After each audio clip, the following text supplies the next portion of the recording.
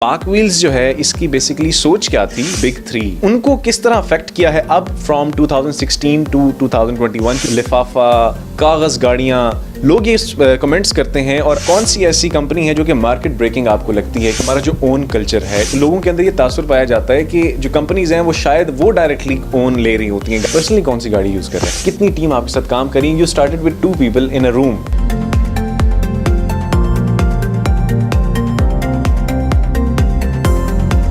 अस्सलाम वालेकुम नाज़रीन, आप देख रहे हैं कैपिटल टीवी और मैं हूं आपका मेज़बान हमदोश रिजवी। नाज़रीन, आज हम आपकी मुलाकात करवा रहे हैं एक ऐसी शख्सियत से जिनको ऑटोमोटिव इंडस्ट्री का डॉक्टर कहें तो शायद गलत ना होगा। अगर बात की जाए ऑटो पॉलिसीज़ की या उसके अलावा कहीं पर कोई ऑटो शो होना हो, उसी के साथ साथ कौन सी गाड़ी आपने ख़रीदनी है, कौन सी नहीं ख़रीदनी, सबसे पहले यूट्यूब पर जाकर आप उनको सर्च करते हैं और रिव्यूज़ लेते हैं। तो नन अदर जनाब सुनील सरफराज मंच साहब के पास आज हम मौजूद हैं, चेयरमैन को फाउंडर parkwheels.com। आज हम आपकी उनसे मुलाकात करवाएंगे और जो आप सवाल करना चाहते हैं उनसे, वो सवाल हम उनसे करेंगे। So stay with us. नाज़रीन, सुनील साहब हमारे साथ इस वक्त मौजूद हैं। अस्सलाम वालेकुम सुनील साहब, कैसे हैं आप? अल्हम्दुलिल्लाह, आप सुनाएं, ठीक ठाक हैं? पहले तो बहुत शुक्रिया, आपने कैपिटल टीवी को टाइम दिया। और स्टार्टिंग विद द जर्नी, आपने पाक व्हील्स जो है इसकी बेसिकली सोच क्या थी and all the way from 2003 to 2021 सारा सिनेरियो काइंडली हमें बताइए। बहुत शुक्रिया आपका आने के लिए। पाक व्हील्स के पीछे सोच ये थी कि हनीफ भट्टी साहब ने शुरू किया था 2003 में। कराची से स्टार्ट हुआ था एक घर के बेसमेंट में और 2 लोगों से स्टार्ट हुआ था, वो थे और उनके साथ जगजीत साहब से जो डेवलपर थे, and then me and Raza joined in as co founders. और 2003 में अगर आप देखें तो उस ज़माने में कोई सोशल मीडिया प्लेटफॉर्म नहीं था, ट्विटर, फेसबुक, मतलब इंस्टाग्राम कोई भी एग्जिस्ट नहीं करता था। और इसको बनाने का मेन मकसद ये था कि एज हनीफ भाई ऑलवेज स्पोर्ट्स के ये पागल व्हीलर्स थे जिनको पागलों की हद तक, जुनून तक गाड़ियों का शौक था। और वहाँ पे लाइक माइंडेड लोगों को इकट्ठा करके गाड़ियों के बारे में डिस्कशन की जाती थी, गाड़ियों के बारे में DIY and do it yourself जिसको कहते हैं, गाड़ी के अंदर मॉडिफिकेशन करनी है वो कैसे करेंगे। फिर गेट टुगेदर्स होते थे, लोग इकट्ठे होते थे। तो उस तरह ये शुरू हुआ था। और हमारे जो प्लेटफॉर्म पे फोरम्स थे वो एक समझ लें कि आप गोल्ड माइन है इन्फॉर्मेशन की। अगर आपको गाड़ियों का शौक है और आप उसके बारे में इन्फॉर्मेशन लेना चाहते थे तो पूरी दुनिया से मेंबर्स इकट्ठे होना शुरू हो गए और उन्होंने एक दूसरों की कम्युनिटी हेल्प शुरू की। उस तरह करते करते आहिस्ता आहिस्ता फिर उसके अंदर क्लासिफाइड्स ऐड किए। पाकिस्तान के अंदर we were the first one to launch online classified well before anybody else. और आहिस्ता आहिस्ता अगर हम ओवर द ईयर्स अपने इस जर्नी को देखें तो हमने कोशिश ये किया कि जितने हमारे कंज्यूमर के मेन, जिसे कहते हैं ना, पेन पॉइंट्स जो थे उनको हल करें। पहले आप गाड़ी खरीदते थे तो आपको अखबार के ऐड पहले खोलने पड़ते थे, बड़ा TDS जॉब था। फिर आप उसको हाईलाइट करते थे, फिर आप उसमें कोई ना तो गाड़ी की तस्वीर आती थी, ना कोई लिमिटेशंस बहुत थे ऑनलाइन वर्सेस ऑफलाइन के। अगर देखा जाए तो ऑनलाइन बड़ा सुपीरियर था, उसमें आप एक क्लिक ऑफ बटन से पूरी लिस्ट देख सकते हैं। ऑनलाइन में ऑप्शन नहीं थी। प्लस ऑफलाइन जो था वो एक दिन की अखबार की लाइफ थी, इसमें अनलिमिटेड लाइफ है। सो इनहेरेंटली जो है ना ऑनलाइन वो बहुत ज़्यादा कोई सुपीरियर थे उसमें। मैं कहूँगी जी हमने को बड़ा तीर मार लिया, ऐसा नहीं था। इन प्रोडक्ट इन सेल्फ जो है ना विद टाइम एवोल्यूशन उसकी ऐसी थी कि वो बहुत बेहतर थी। फिर हमने उसके अंदर पाकिस्तान के अंदर देखा कि ये लोगों को चलें आपने वो प्रोवाइड कर दिया, व्हाट नेक्स्ट।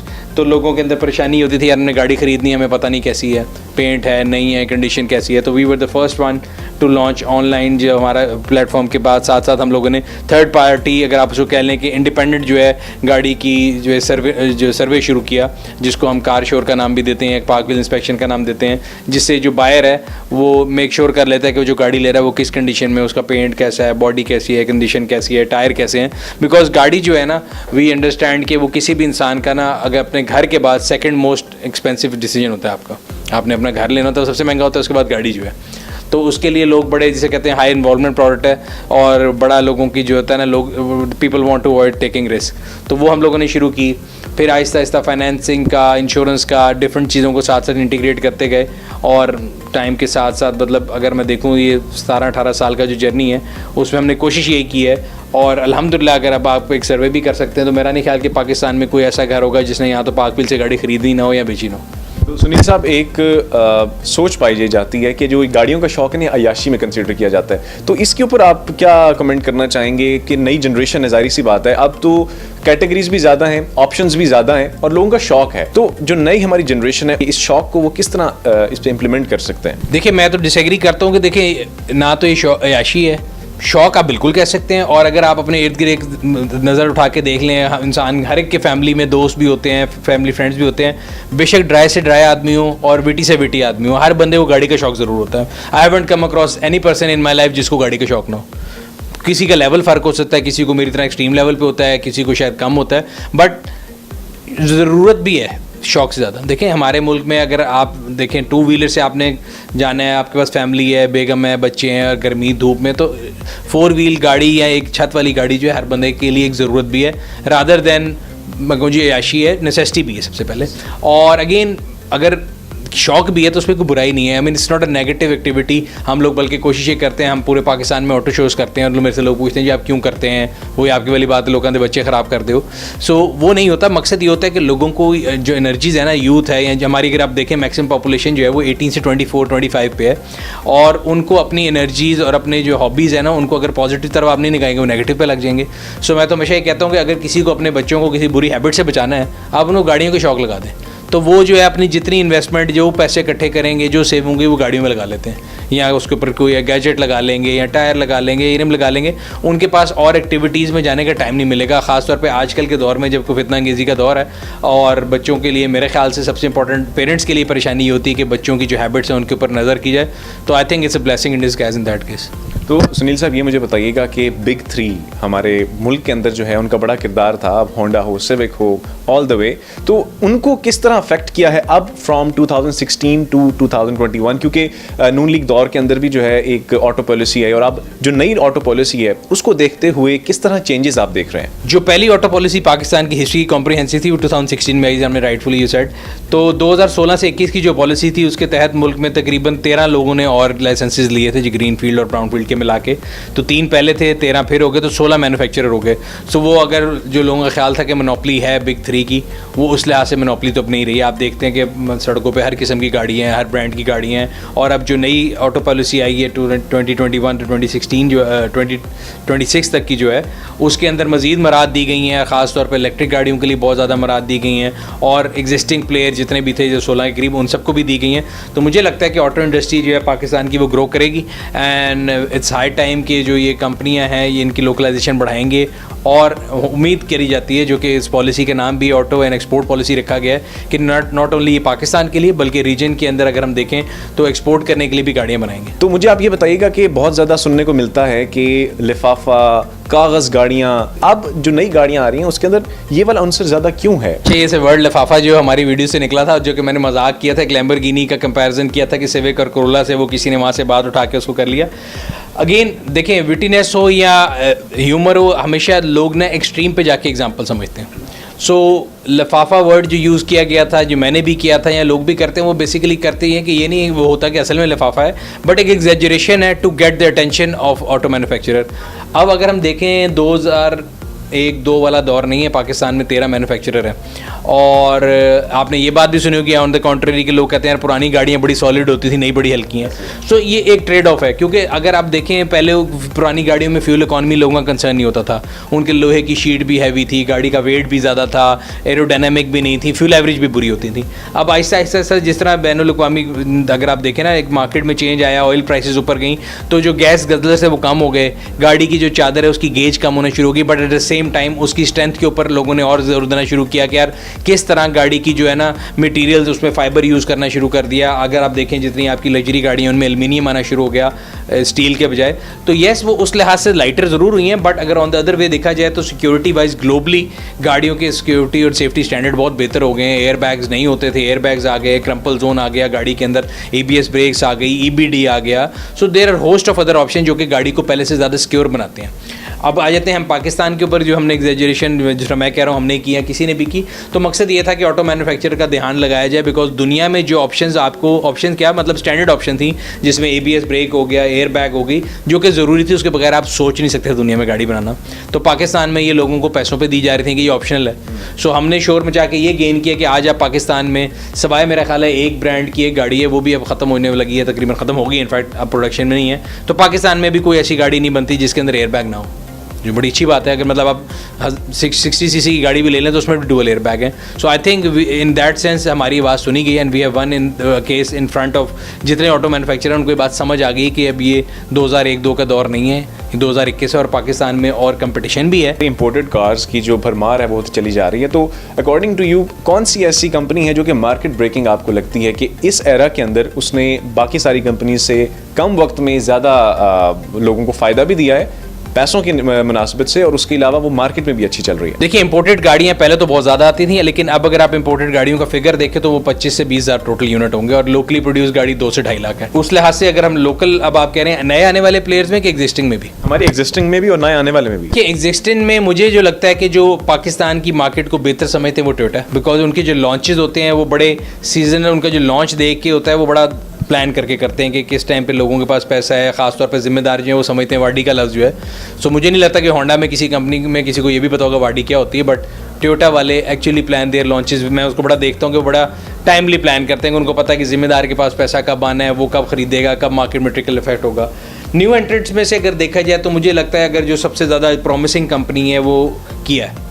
किया ने बड़ा जो कहते हैं ना सिलेक्टिव अप्रोच से आए हैं। अगर हम उनको देखें कंसिस्टेंट भी हैं, they have sold more than 25,000 unit of Sportage, मतलब मैं तो कहता हूँ सड़क पे हर चौथी पांचवी गाड़ी आपको स्पोर्टेज नज़र आती है, और उसमें उनका मतलब credit should be given where it is due. तो उन्होंने अगर आप देखें तो बाकी सब कंपनियाँ प्राइसेस बढ़ाती नहीं, उनकी सिर्फ एक दफ़ा प्राइस बढ़ी है, and they have come across as a very decent company, और उन्होंने अपनी डीलरशिप नेटवर्क को भी अच्छा बनाया है, और उनकी गाड़ी कामयाब भी हुई इस वजह से। हमारे पाकिस्तान की जो इकोनॉमी है उसके ऊपर इंपोर्टेड गाड़ियों का आना किस तरह इकोनॉमी को मजीद बेहतर कर सकती है, और इसके ऊपर क्यों खास तौर पर गौर नहीं किया जाता? यार उसमें ये है कि देखें, एक तो सबसे पहले ये है कि जब भी कोई बाहर से कंपनी पाकिस्तान में आती है वो इन्वेस्टमेंट करते हैं और यहाँ पे जॉब क्रिएट करते हैं, जो यहाँ पे अक्सर लोगों को समझ नहीं आता। सो पिछले दिनों मैं प्रेस कॉन्फ्रेंस सुन रहा था इनकी, खुसरो बख्तियार साहब की, जिन्होंने की अभी अपने ऑटो पॉलिसी को अनाउंस करते हुए, तो उन्होंने ये बताया था कि जी पाकिस्तान में 5 लाख गाड़ियाँ बनेंगी और 15 लाख जॉब क्रिएट होगी। तो लोग कई मजाक उड़ा रहे थे कि जी हर गाड़ी 3 लोग बनाएंगे। सो एक्चुअली ये होता है कि आपकी जो एक गाड़ी है उसके ऊपर 3 से 5 जॉब्स क्रिएट होती हैं। रीज़न ये है कि आपकी पूरी वेंडर इंडस्ट्री है, गाड़ी में होस्ट ऑफ ऑप्शन हैं जो लगती हैं, चीज़ें लगती हैं, प्लास्टिक है, रेजन है, स्टील लगता है, फिर उसकी कन्वर्जन होती है, फिर उसमें वेल्ड का काम है, टायर हैं, फिर उससे रिलेटेड इंडस्ट्री है, पूरी आपकी ट्रांसपोर्ट इंडस्ट्री है, गाड़ियाँ ट्रांसपोर्ट होकर आती हैं, फिर वो शोरूम से बिकती हैं, उसके लिहाज फिर वर्कशॉप्स हैं, फिर टायर शॉप्स हैं। तो होस्ट ऑफ इंडस्ट्री जो उसके साथ जो है रिलेटेड है, और उससे जॉब क्रिएशन होगी अगर उसको सही तौर पे एग्जीक्यूट किया जाए।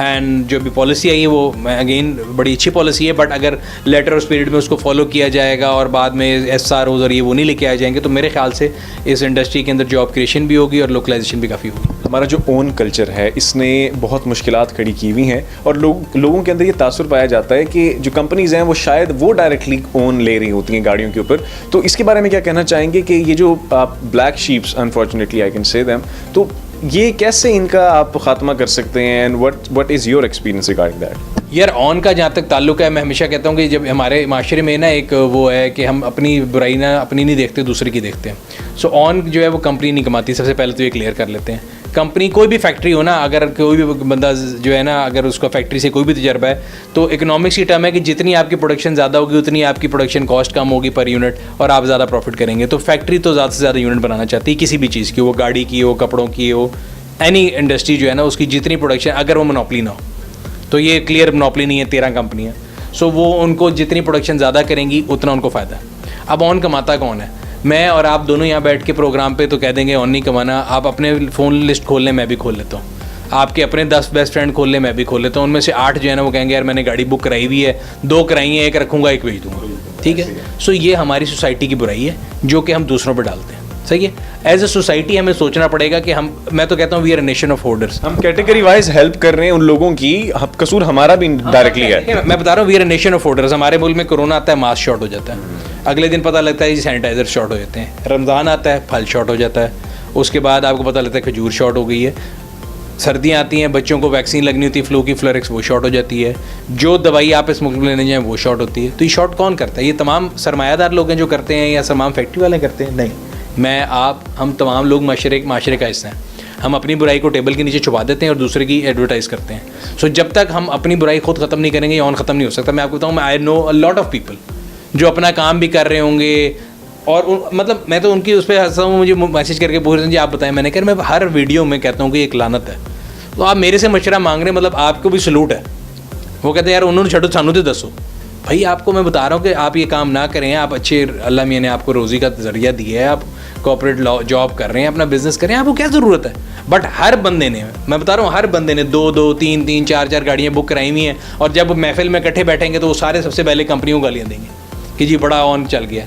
भाई आप भी तो वही कर रहे हैं। सो पॉइंट ये है कि हमें सबको सोचना पड़ेगा, और जब तक ये एज अ सोसाइटी हम नहीं सोचेंगे ना, ये रवैया नहीं बदलेंगे और नहीं ख़त्म हो सकता। वो गाड़ी का हो, वो दवाई का हो, वो मास्क का हो, वो सैनिटाइज़र का, वो नहीं ख़त्म हो सकता। लोग हमसे पूछते हैं कि सुनील साहब पूरे पाकिस्तान के अंदर ट्रैवल करते हैं और हर गाड़ी का रिव्यू देते हैं, पर्सनली कौन सी गाड़ी यूज़ कर रहे हैं? यार मैं पर्सनली बहुत ज़्यादा पुरानी गाड़ियों का फ़ैन हूँ, ज़्यादा नई गाड़ियाँ नहीं यूज़ करता, और मेरे पास डिफरेंट किस्म की गाड़ियाँ रहती हैं, कभी कोई एक नहीं चलाता, लेकिन ज़्यादातर मेरे पास अपना पर्सनल हमर है। मैं वो अगर नॉर्थ वगैरह में जाना है या पाकिस्तान में हमारे ऑटो शोज़ पे कहीं भी जाना हो तो ज़्यादातर वो यूज़ करता हूँ। पाकिस्तान के अंदर जो रैलीज़ हैं, जीप रैलीज़ हैं, उनका जो कल्चर है वो बहुत बढ़ता चला जा रहा है, और ये एक बहुत ही पॉजिटिव चीज़ है नाजरीन कि चोलिस्तान जीप रैली हो, थल हो, या उसके अलावा पाकिस्तान में जहाँ और रैलीज़ होती हैं, तो मुझे बताइएगा हर जगह हम आपको पाते हैं, तो उसका बेनिफिट पाकिस्तान को तो ऑब्वियसली हो रहा है, और टूरिज़्म भी बहुत ज़्यादा प्रमोट हो रही है, इंटरनेशनली लोग ट्रैवल करते हैं, तो इसको और मज़ीद मेरे ख्याल से बढ़ना चाहिए। व्हाट डू यू से? बिल्कुल बढ़ना चाहिए। जो रैलीज़ होती है ना, ये मैं हमारे पाकिस्तान में पहले एक थी चोलिस्तान, फिर झलमक्सी शुरू हुई, फिर थल शुरू हुई, फिर दैन गवादर आना शुरू हुई, इस तरह करते करते फिर then we launch our signature event, जो कि हमने स्कर्दू में सरफरंगा एक डेजर्ट है वहाँ पे शुरू किया। उसके 3 एडिशन हो चुके हैं। कोविड की वजह से लास्ट ईयर नहीं हुआ था, इस ईयर जुलाई एंड में प्लान था, बट अभी वहाँ पे केसेस फिर बढ़ना शुरू हो गए तो पोस्टपोन हो गया। बट अगेन मैं हमेशा ही बात करता हूँ कि ये सिर्फ एक 40-50-100 लोगों की फर्टर्निटी नहीं जो रैली में हिस्सा लेते हैं, पूरी पाकिस्तान से लोग इकट्ठे होकर आते हैं, तो एक इकोनॉमिक एक्टिविटी क्रिएट होती है। सो जब हम स्कर्दू जाते हैं तो हमें पिछले साल भी लोगों के फ़ोन आए वहाँ पे होटल वालों के कि जब आप आते हैं तो मतलब पूरी एक्टिविटी इकोनॉमिक जनरेट होती है। पूरे पाकिस्तान से जो 100 रेसर आए हैं उनके साथ भी 8-10 लोग पर बंदा आते हैं, 700-800 वो लोग हुए, फिर उन्होंने होटल में रहना है, फिर उन्होंने खाना पीना है, वहाँ शॉपिंग करनी है, तो ये एक बड़ी अच्छी इकोनॉमिक एक्टिविटी होती है। तो अब तकरीबन पाकिस्तान के अंदर अगर मैं इस टाइम लिस्ट करूँ, सो चोलिस्तान, झलमक्सी, थल, गवादर एंड सरफरंगा, ये 5 रैलियाँ तो हर साल चीज़ें होती हैं। इसके अलावा कराची में एक हब रैली भी होती है 6, फिर डेरा जात अभी इन्होंने KPK में शुरू की 7, और फिर चकवाल में एक शुरू हुई थी 8, तो 8-9 रैलियाँ हैं, और इसके सीज़न की वजह से फ़ायदा ये होता है कि बहुत अच्छी इकोनॉमिक एक्टिविटी क्रिएट होती है। मैं साहब आपके ऑफिस की जानब चलते हैं, मुझे बताइएगा कि इस वक्त कितनी टीम आपके साथ काम करी? You started with 2 people in a room, और अब आपके पास कितनी टीम काम करी है, कौन से डिपार्टमेंट्स हैं, और प्रोसेसिंग क्या होती है? सर जब मैं बताया था आपको, हमने 2003 में स्टार्ट किया था, तो नीम भट्टी साहब के घर के एक कमरे में शुरू हुए थे, 2 लोग थे, और अल्हम्दुलिल्लाह now we are in 3 cities of Pakistan, जहाँ हमारे ऑफिस हैं। हेड ऑफिस लाहौर में है, कराची और इस्लामाबाद में भी हमारे ऑफिस हैं। अगर आप टोटल हेड काउंट की बात करें तो we are close to 240 people, 240 लोग हैं।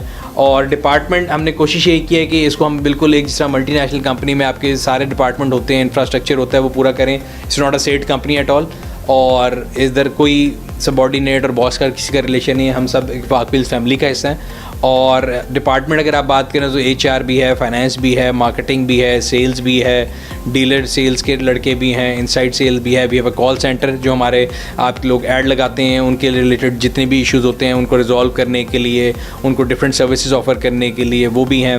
फिर एक फाइनेंस के डिपार्टमेंट है जो कि तमाम डीलिंग्स जो है उनको देख रहा होता है। HR जो है वो तमाम लोगों की हायरिंग देख रही है कि किस डिपार्टमेंट को क्या हायरिंग चाहिए।